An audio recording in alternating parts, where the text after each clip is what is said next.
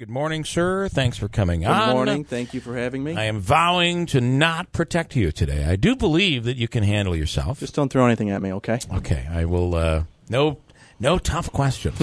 Okay, so let's go. Let's get right into the issue. This has been a horrible week. I know that you have not been in town. You've been in Albany. But what went on at Utica College, the Central Valley Academy, Jarvis Middle School, Holland Patton. I mean, there's a list of schools that have gone through this. What is going on? Utica College hit a little home for me because my little brother attends Utica College, and he was there during the lockdown. It was very scary. We were communicating, texting through that period of time. Our family was just to find out, but very scary. And look, I saw there's been a number of threats throughout Central New York. They're all on the rise throughout the region, and that's a concern because of what we've seen in Parkland and other parts of the country. Yeah. You have to take these things seriously. We have, in the last 50 some odd years, it has been not just something in New York State, but federally. There has been an end to mental institutions.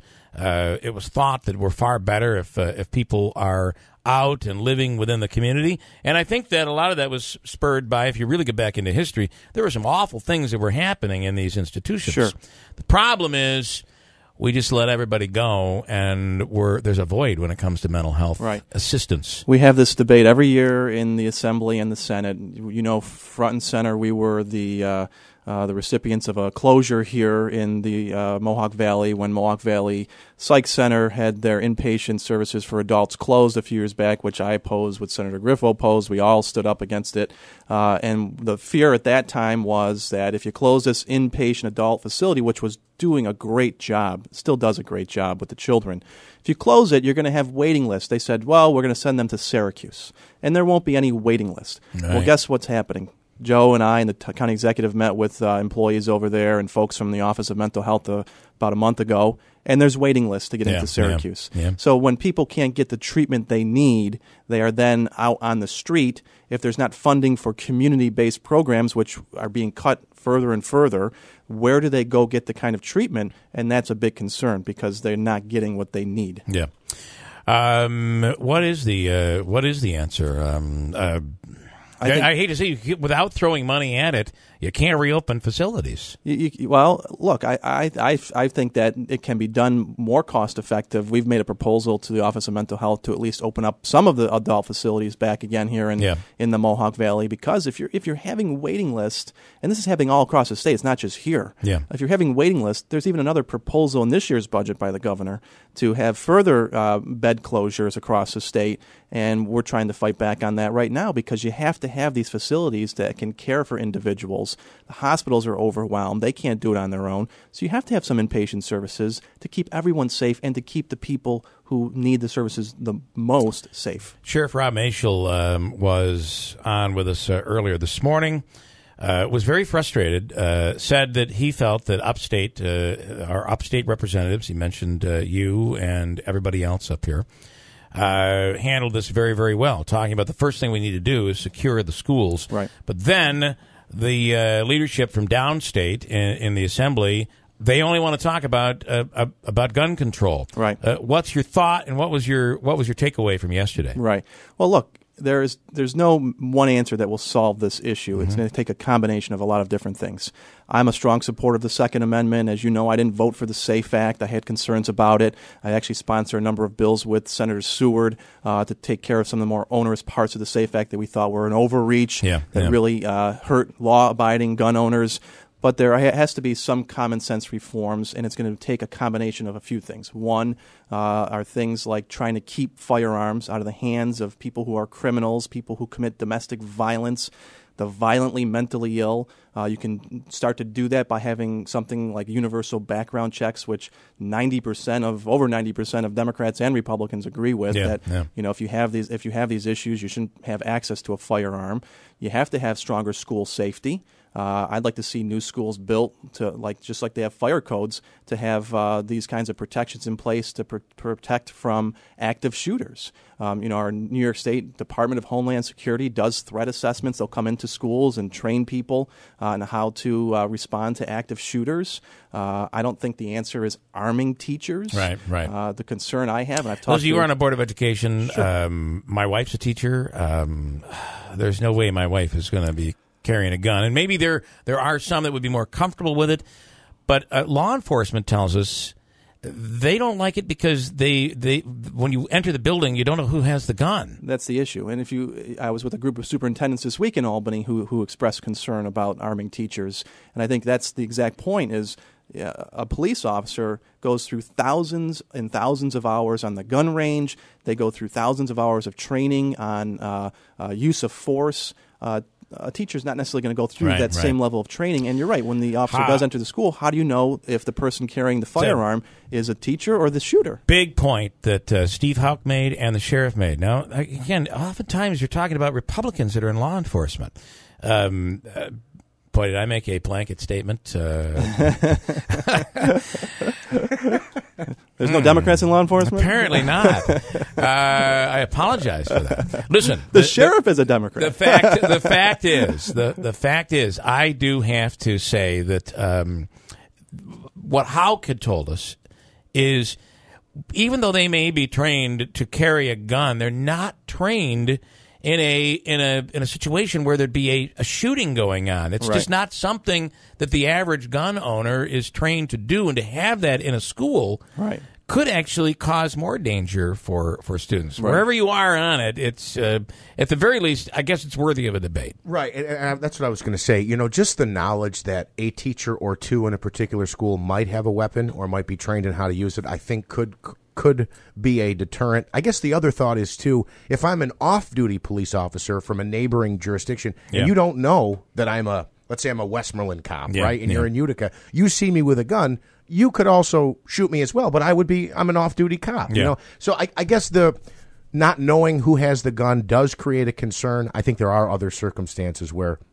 you know, an off-duty cop responding, you would also have the same concern. But it's worth discussion. Well, my concern, too, is, and the sheriff has a great school resource officer program here in Oneida County, but the problem is always funding. Many schools do not have that resource officer in the school. And you talk about an active shooter coming in, having that officer there who is trained to deal with that. But also, just having those school resource officers in every school, I think, helps cut down on other problems. I mean, I was on a school board. I know how close that these school resource officers are with the children. They see them every day. They form relationships with the students. They build trust with the students. I know of one incident where there was some abuse happening in the home that the officer was able to pick up on and then have the proper reporting of it. So it's not just the active shooter point of view, but it's also having them in the buildings, building that relationship and trying to take care of other problems. Let's ask the questions on gun issues. How do you respond when someone says, I could never vote for Anthony Brindisi because I know the minute he gets in, he's going to be pressured to vote with Nancy Pelosi, and he's going to vote against our gun rights and other issues that are important to upstate. How do you respond? I was pressured to vote for the SAFE Act, and I didn't vote for the SAFE Act. You know, that's something that I had to go against the majority of the people on the Democratic side, and I had issues with that legislation when it came out, so I didn't vote for it. I've been pressured to vote for more testing in public education budgets that put more requirements on teachers and students, more testing in the classroom. I was told, you know, we really need you on this one. This is one of the governor's initiatives here. I didn't vote for it. So I'm not someone who follows what people tell me. I do what I think is in the best interest of the constituents that I represent, whether it's on firearms, whether it's on any issue whatsoever. I'm always going to look at the issue. I'm going to research it. I don't have all the answers, but I know where to go find them by talking to people in law enforcement or other experts, and then I'm going to try and make an informed decision based on what I think is best for the people that I represent. I don't care. I've told you this before on this air. I don't care about the Democratic Party or the Republican Party. Right. My job as an elected official is to do what's right for the people I represent. I have done that in Albany. I'll do the same thing in Washington. A Democrat in upstate New York versus a Democrat in San Francisco versus a Republican in upstate New York and a Republican in San Francisco or New York City. Right. They're completely, the parties mean much different things to those people depending on where they live. This is upstate New York. It's a different animal. It's a different animal. And, I've lived in this community all my life. I know the people of this community. I've been getting to know people in the other parts of the congressional district. I've spent a lot of time in the southern tier getting to know folks down there. Their issues are very similar, and their thoughts and beliefs are very similar to what we believe here. And it doesn't benefit anyone for me to go to Washington and do what the party tells me. I'll never do that, and I'll do what I've done in Albany. I'm going to look for compromise. I'm going to look for reasonable people on both sides of the aisle that I can work with to actually get things done. The problem that we have in Washington is we have too many partisans down there who have no experience whatsoever working across the aisle. Could you work and this with, is what you see. Could you work with Donald Trump? If it comes time that I can find an issue that we can work together on, whether it's infrastructure, my job is to not be a rubber stamp for the president, Democrat or Republican, or to be someone who constantly opposes the president. My job is to find compromise with the president, and especially if it's going to help benefit the people in this area. And I will do that whether it's a Democratic president, whether it's Donald Trump, whoever it is, that's my job. I think the problem we have right now is we have a representative who is just a rubber stamp for Paul Ryan, for everything.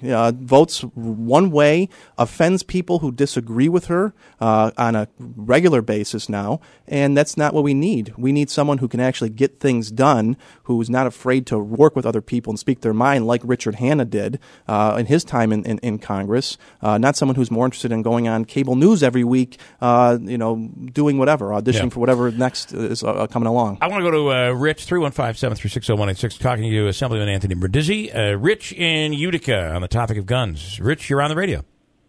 Oh, hello. What I want to talk about is what you first were talking about, mental health, psychiatric centers. Yeah.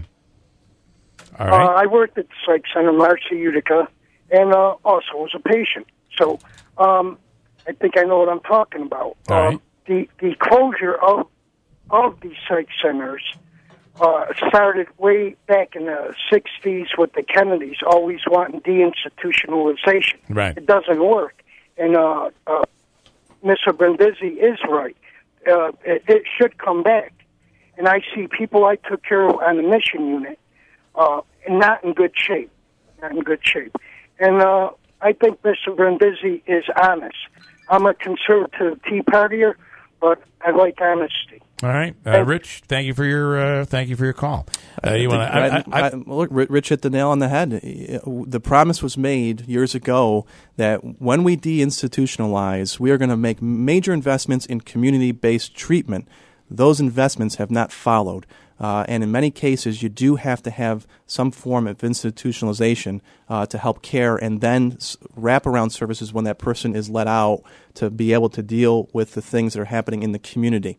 We don't have that right now. We have waiting lists for people to get in, and we have overrun hospitals. We need to have care that's available for people. The employees over at the Mohawk Valley Psych Center do wonderful work, and at the time of that closure, there were statistics that we pointed out there how they do it best in the state. They were really a model for other facilities across the state. And unfortunately, now that we have the closure there, you see waiting lists happening in other parts of the region. Can I ask you about, Florida is obviously debating a law. It was passed. Whether or not the governor in Florida will sign it, there's a few issues that I think could make their way into the national stage. I want to get your reaction. Would you support raising the age of certain gun purchases from 18 to 21? Certain gun purchases I probably would support. I don't, if you're talking about certain types of semi-automatic rifles, that's something we can have a discussion about. I'm definitely open to that. I'd like to talk to law enforcement a little bit more about that, but certainly that's something Florida just did and something the president said he supports. I'm not sure the governor in Florida will sign that. Yeah, there's some debate right now where he is on it, but that is what the legislature there did pass last night, I believe. They want to extend the waiting period 3 days for firearm purchases. It says here with some exceptions. I don't know what the exceptions are. Would you? Is 3 days enough? Is it not enough? Well, law enforcement, I know the FBI has said that 10 days is more ideal because sometimes red flags do come up during the background check that require further investigation, and 3 days is not enough. So I think something like a 10-day waiting period, I would support that. Ban the sale or possession of bump fire stocks. We hear a lot about bump stocks. Where do you stand on that? Yes. Yeah, that's Stefanik this morning said that she would support. What about the AR-15s? We should ban the AR-15. I think that sometimes we get caught up in this term assault weapon ban. And if you ask 10 different people on the street what an assault weapon is, you'll probably get 10 different answers. Yeah. I'm not in favor of bans because there are, look, like I said earlier when I first got here, there are people who own semi-automatic rifles who follow the rules, follow the law. They use it for target or for whatever purposes that they want to use it for.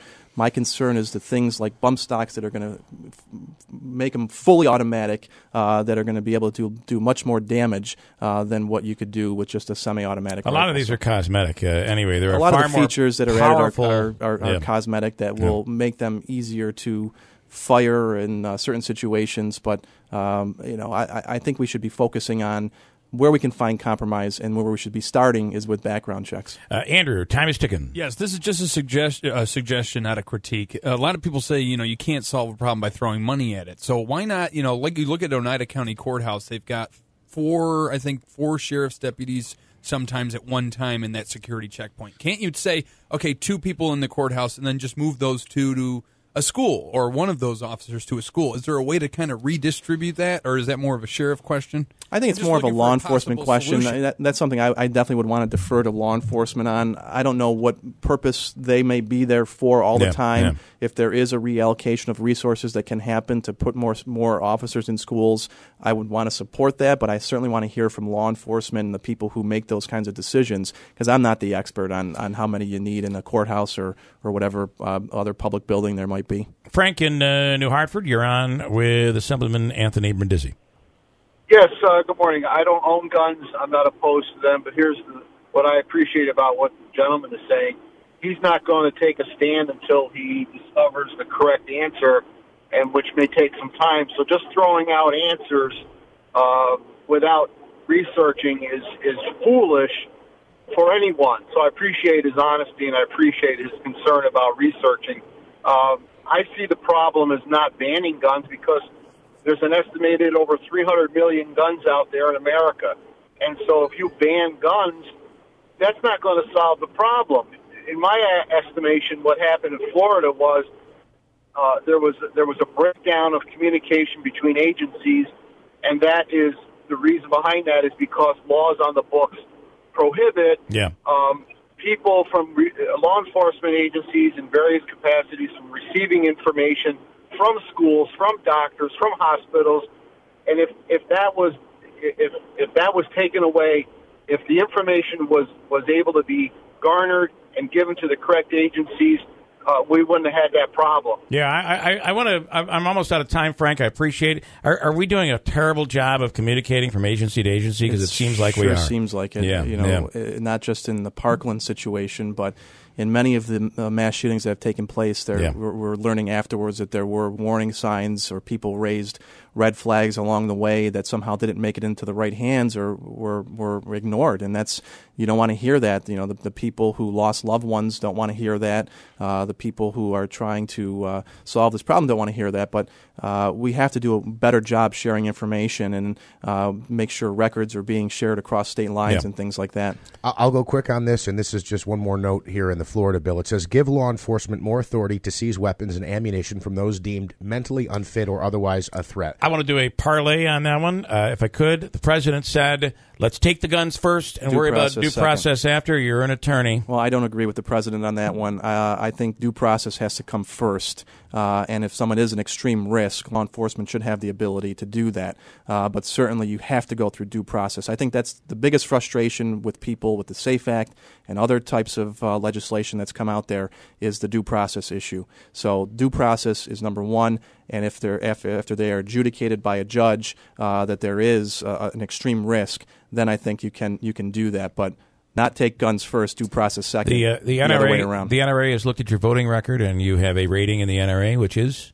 The last I looked, it was an A rating. Okay. The Congresswoman has said that's not real. You're really going to just side with Pelosi and take away the guns.